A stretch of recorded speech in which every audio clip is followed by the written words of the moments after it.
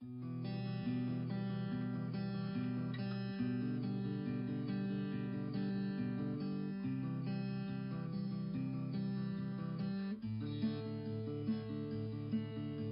m'appelle Mathilde, mais mon nom de scène est la femme chaussette. Je suis artiste équestre, mais j'ai une double activité puisque je suis aussi commerciale en nutrition équine. Nous proposons des numéros de spectacle équestre avec 2 chevaux. Vizir qui est un cheval de Mérins, Vago qui est un croisé lusitanien, Jazz qui est un Shetland. Puis nous avons également 2 petits compagnons de route qui viennent de nous rejoindre pour de nouvelles créations. Elliot qui est un cheval miniature de 3 ans et Capuche qui est un jeune chien, Jack Russell Terrier, origine australienne. Mes débuts en spectacle équestre se sont faits uniquement avec Vizir qui est mon premier cheval, au Club Med de Pompadour en 2014, donc pour une saison de 6 mois. Par la suite, Jazz nous a rejoints et on a commencé les premières dates à ce moment-là. Ensuite, il y a eu donc une saison où Vago nous a rejoints. On a eu la chance de faire différentes dates avec des mairies. On a fait un mariage, on a fait même plusieurs mariages. On a eu vraiment des dates très différentes les unes que les autres. C'était très enrichissant.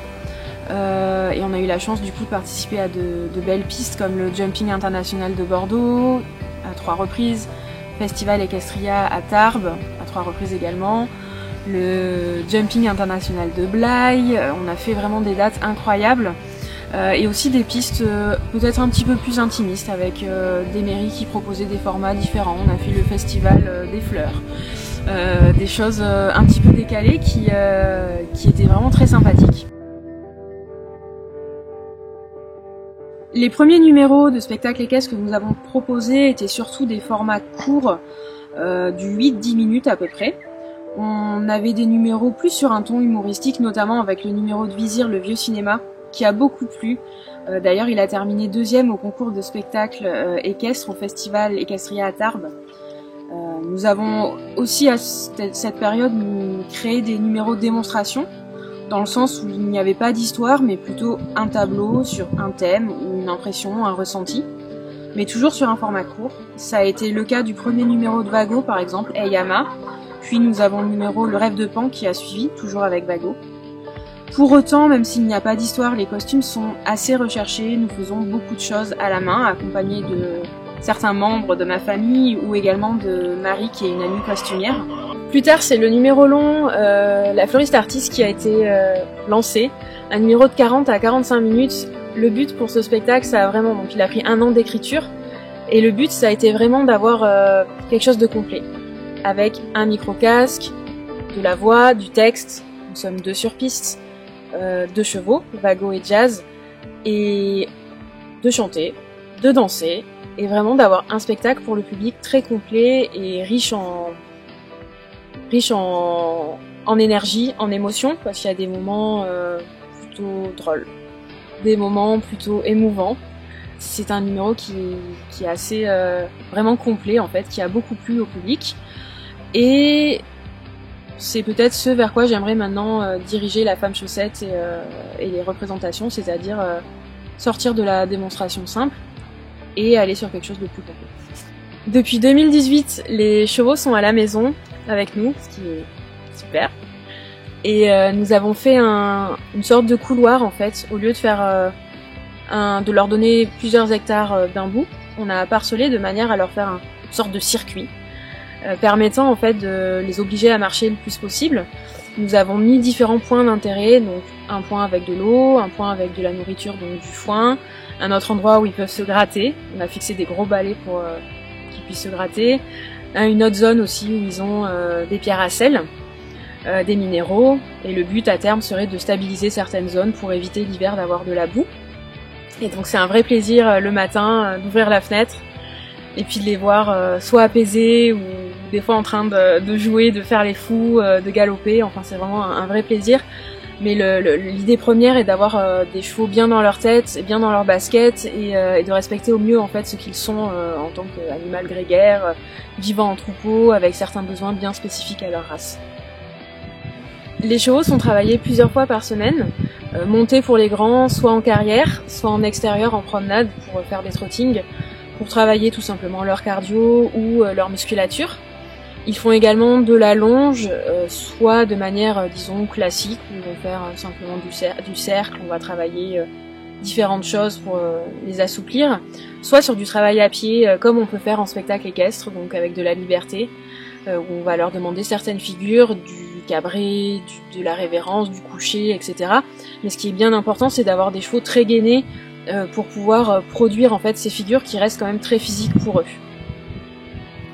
J'essaie de les travailler régulièrement, mais j'ai également la chance d'avoir des amis qui sont autour de moi en fait et qui viennent m'aider régulièrement, soit pour les brosser, les monter s'il y a besoin. Et c'est vrai qu'il y a une vraie cohésion qui aide dans l'apprentissage et qui aussi permet de ne pas avoir de la monotonie en fait dans le travail, ce qui est hyper important en fait avec les chevaux. Concernant ma méthode de travail, je n'ai pas vraiment une méthode bien précise. Je m'inspire de tout ce que j'ai pu découvrir depuis mon enfance en fait dans ma pratique d'équitation. J'ai commencé en club, après j'ai une pratique un petit peu plus disons libre, dans le sens où j'ai fait surtout du travail à pied. Ce que j'essaie surtout, c'est d'être juste dans toutes mes demandes, et j'essaie également d'être lumineuse. Alors là, pas dans le sens je parle aux animaux, etc., mais juste pas être un petit peu comme ça agacée par tous les problèmes qu'on peut être dans la vie. J'essaye d'être souriante et agréable pour les chevaux, parce que je considère qu'ils nous donnent énormément, qu'ils font des choses qui sont quand même un petit peu contre nature, monter dessus, leur demander d'exécuter des figures, c'est quand même assez compliqué pour eux. Donc le but du jeu, c'est qu'ils le fassent de manière le plus agréable pour eux, qu'ils y prennent le plus possible de plaisir. Donc ce que je recherche, c'est de la justesse, de la régularité, et surtout d'être du coup agréable pour eux. Dans ma façon de travailler mes chevaux, j'essaie d'avoir une méthode positive, de féliciter le moindre de leur réussite. Dans le travail à pied, ça va passer par l'utilisation de la voix, par la caresse, mais aussi donc par la friandise de façon occasionnelle. Pour le travail à pied, j'utilise aussi le stick, c'est une sorte de baguette, qui n'est pas là pour sanctionner le cheval, mais qui est simplement un prolongement de la main, et son utilisation va permettre de positionner en fait des codes. Par exemple, si je tapote sur l'oreille et que je lui ai appris qu'il faut qu'il tire la langue quand je tire sur l'oreille, et bien le stick va juste tapoter l'oreille et le cheval va tirer la langue. Alors c'est un exemple un peu saugrenu, mais ça vous donne un petit peu la logique de la chose. Pour le travail à pied, j'essaie surtout d'avoir des chevaux donc bien dans leur tête, bien dans leur corps, mais en leur proposant et en leur demandant des choses adaptées à ce qu'ils sont vraiment par rapport à leur physique, par rapport à leur caractère. Par exemple, Vizir, c'est pas forcément un cheval ultra explosif. Il peut paraître un petit peu boubon, mais c'est un cheval qui est très bosseur en fait. Donc tout ce qui va être sur du galop rassemblé, qui d'un premier abord pourrait paraître un petit peu compliqué, c'est quelque chose qui lui convient totalement, parce qu'il est capable de fournir cet effort et qu'il est très scolaire. Quand on regarde Vizir qui se couche, ça fait des années qu'il sait se coucher, et pourtant il est encore à mettre les antérieurs devant, plier un antérieur, plier un deuxième antérieur, et puis tout doucement venir poser ses fesses, parce qu'il est très scolaire et très bosseur. Donc je vais orienter le travail de cette manière. À l'inverse, on va avoir Vago qui est un petit peu plus un électron libre, et lui, il faut pas trop lui en demander, c'est-à-dire qu'il a d'énormes capacités, mais il y a un petit côté un petit peu feignant qui va faire qu'il va falloir que j'arrive à jongler entre ce caractère un petit peu explosif et pour pas en fait le braquer tout simplement et lui permettre de faire des choses sans forcément qu'il se sente agressé par mes demandes. Donc il faut vraiment adapter chacune de mes demandes. Et enfin, par exemple, j'ai Jazz qui lui est une petite pile électrique. Il est tout le temps à fond. Et le problème de ce genre de chevaux, c'est que si on ne fait pas attention, ils sont complètement robotisés. C'est-à-dire qu'il va faire plein de choses très très vite, super, etc. Sauf qu'il va oublier ce qu'il est et il va exécuter à fond, à toute vitesse. Donc il faut trouver un équilibre pour qu'il continue à s'amuser, mais qu'il reste lui cheval, sans faire les choses bêtement à fond. Vous pouvez nous retrouver sur les réseaux sociaux au nom de La Femme Chaussette, mais également sur le site internet www.lafemmechaussette.com, et j'espère vous retrouver pour de nouveaux spectacles, de nouveaux numéros sur des pistes avec les chevaux et capuches.